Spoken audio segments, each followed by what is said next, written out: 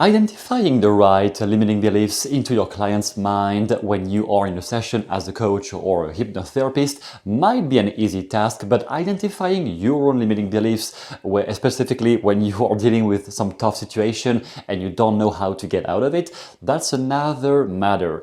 And in this video, I wanted to give you some tools to uncover your own potential limiting beliefs. Not saying you have some, but I guess everybody once in a while has to do some refresh on his own mind, and you are going to evaluate what is really bugging you right now. And obviously, as you may know, the worst limiting beliefs are the ones we see the least, at least the ones we see the least on the first attempt at uncovering them. And there is a method to actually keep digging down deeper on things you were not conscious of, or things you had a broad idea of, but that was not really clear. And we are going to uncover all of that one by one. So in the very beginning, when you want to work on yourself, on your limitations, limiting beliefs, or uncovering some deeper things or deeper meaning about your life situation right now, I would advise to start with one specific area. So you have the area, most likely you have area of career, relationships, and health, your overall body composition, body energy, all of that. Usually I would say to pinpoint one of those three areas in the beginning, just one of them, and seeing what is going to come out of it. Most likely the one area you have trouble with is linked to the others. It's very seldom that one of those areas doesn't have any link, that the problem you have at work is not linked in any way with your relationships or with some health issue, whether it is mental health, energetic health, something like that. Or you can go the other way around and figuring out what is the one result I really want, or I have been chasing for the past months or years, and that still seems so far away in the distance. What is one thing that still seems like I'm never going to achieve it, or it's always far away, or I have already attempted a million times and it never worked? What is a result like that you have in your life that constantly seems to be distant?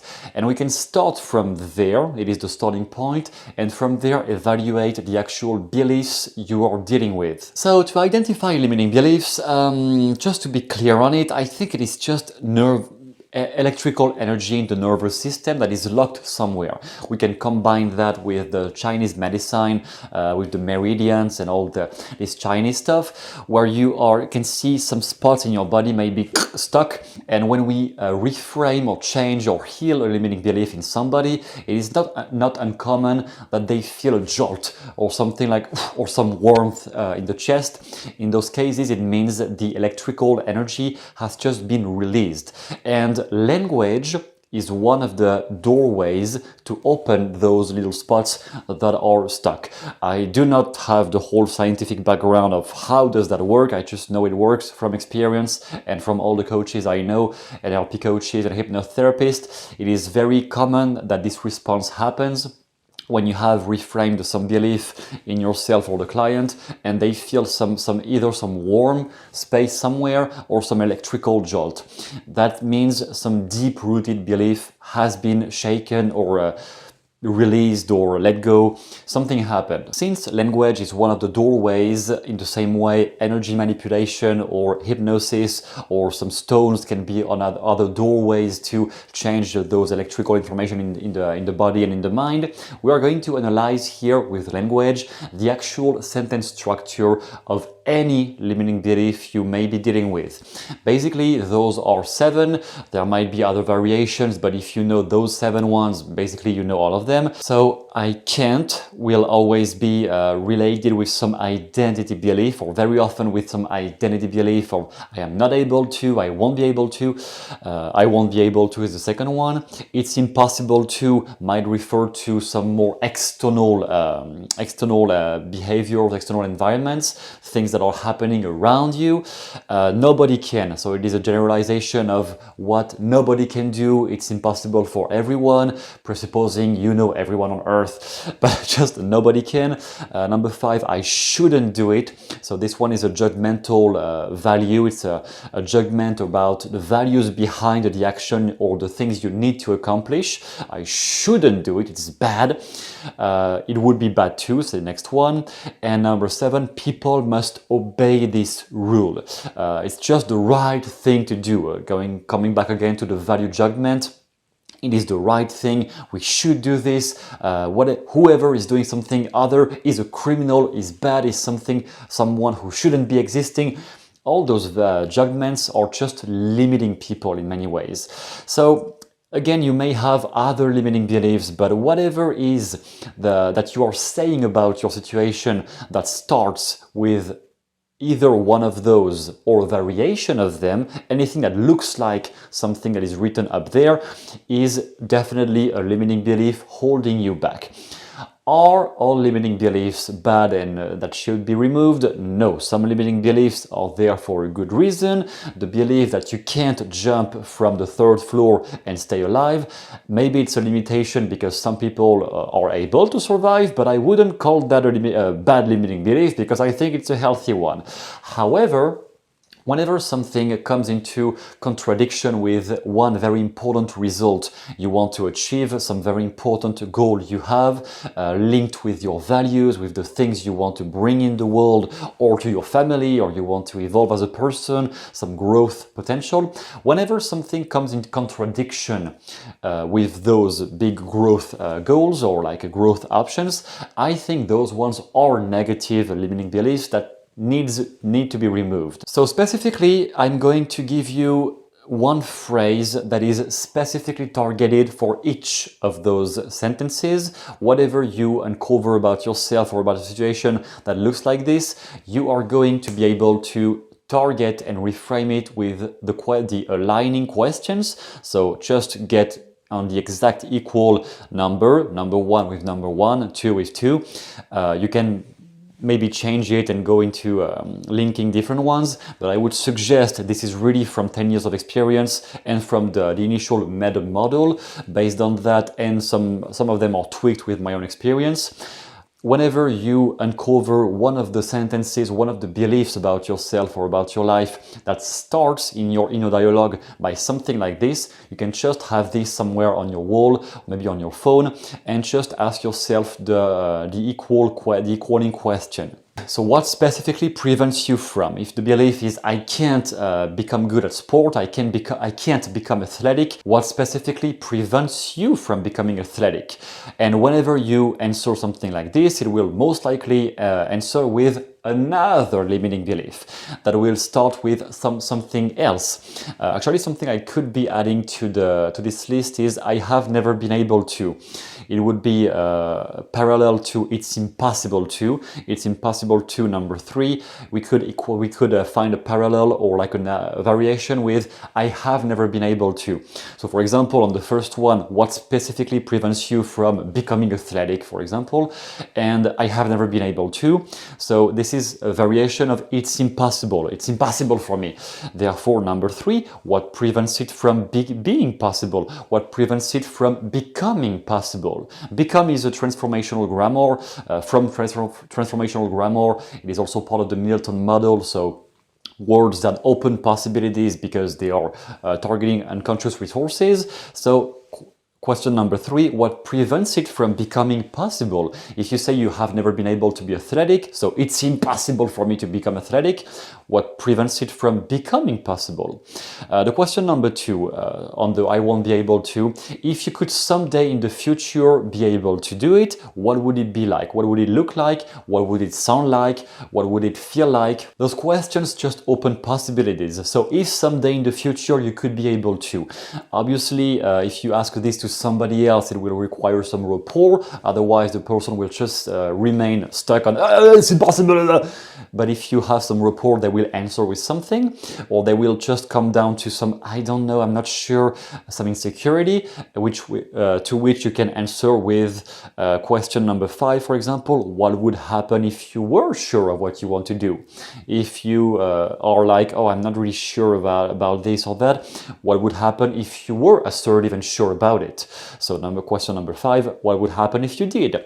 Question number 4, just jumping randomly through all of them, what prevents someone from becoming the first? So nobody can. Nobody has never done that. Nobody ever did. Sure, what prevents someone from becoming the first one to be able to do it? And we have examples of that in science. In science, for the past 500 years, many scientists have become number one. I just have one very clear example down behind me, right here. Some scientists can become number one, the first one to actually find the solution to this or that problem. And sometimes those are problems from quantum physics or whatever. Those are problems that I can assure you dramatically and drastically go beyond the complexity of what you have to deal with in your life, for sure. So if some people can do it, what prevents you from becoming the first one to accomplish this or that? Which, if you ask this to somebody else who is kind of stuck mentally, he will come back with, oh, it's impossible for me. You come back to the question, it's impossible for me. What prevents it from becoming possible? And if you keep digging like this with those questions, you will find answers. You will always find the one thing you can use right now that you haven't thought about or you haven't used completely up to now. Question number 6, coming to those judgments of value, it's bad. So when somebody is arguing about the reason why it shouldn't be done, it's bad according to whom? Who made that rule? Again, a question from the MED model, the initial NLP MED model. Who made the rule? Who made this judgment that it was bad? The government? Sure, but the government is a complex mix of many different political parts. So who specifically in the government said that? Somebody who was alive maybe 300 years ago? Some founder of the United States of America? Yeah, but those guys are dead. And their vision was bringing rules and solutions for the world they were living into. So not saying everything they said, for example, was bad, but just put into perspective, what specifically did they say that was bad? And does it really apply to the life you live right now? With the economic situation, for example, you live right now. Some of the things they said will apply, some of the things they said won't apply. And number 7, a similar thing here, what forces you to obey? Or if you say, I'm stuck into doing this, I must keep doing this, what forces you?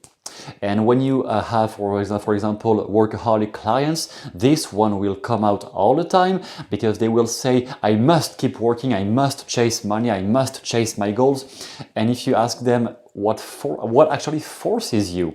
And in 95 or 98% of cases, it is going to come down to some internal pressure.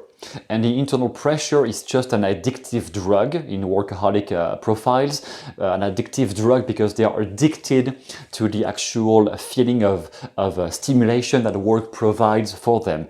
On the worst case scenario, it can also be a cover. They might be covering something deeper that they don't want to look at, and work is an excuse to not look at the things they should really be dealing with in their life. Just one example among many. But so what forces you to keep doing that? Or if everybody should be doing that, what forces them specifically? Because it is the right thing to do. Right thing according to whom? Who said it was the right thing? Most people. Most people? Who? Give me some names. Because it's not that everything you're following as principles is necessarily bad and should be reframed, but when it is something that limits your potential, who exactly made the rule that you should remain limited? Or if it is because you have never been able to so far, yeah, but how old are you? You are either 20 or 30 or 45 or 50. From my analytics, I don't think there are anybody above 65. If you are, comment in the chat box, I would be interested.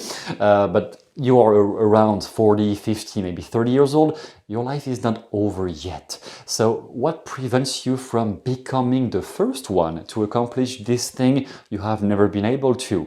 When you start answering those questions, and if you keep them somewhere in your wall, in eyesight, you are going to find solutions way more easily and more often than just staying ruminating your thoughts broadly in a confusing way when you're driving your car angry. Those things are completely unproductive in terms of mental health. When you answer those questions, it would be easier by writing the answers and having a conversation with yourself, for example, but you can just glimpse rapidly when you have a problem, noticing what is it that I am saying right now about my situation, or what is it I am scared of, what is it I am confused about, what is it that I keep procrastinating on, and to give the answer to this, to what I procrastinate on or what I'm scared about. In which sentence structure are you expressing the reason why you procrastinate or why you are scared or whatever, and just target the accompanying question and answer this question. If it is just the surface of the limiting belief, you will most likely answer with another of the sequence of those limitations, in which case, perfect, you just go back to this. And again, every limiting belief you are going to discover have a structure similar to this one. Those might not be exactly the ways, the terms you use to talk to yourself or talk about your life, but anything is going to be a variation of some of the phrases up there. Therefore, you can just pinpoint the right limit, the right opening question, the right meta model question on the side, and uncover more solutions for yourself.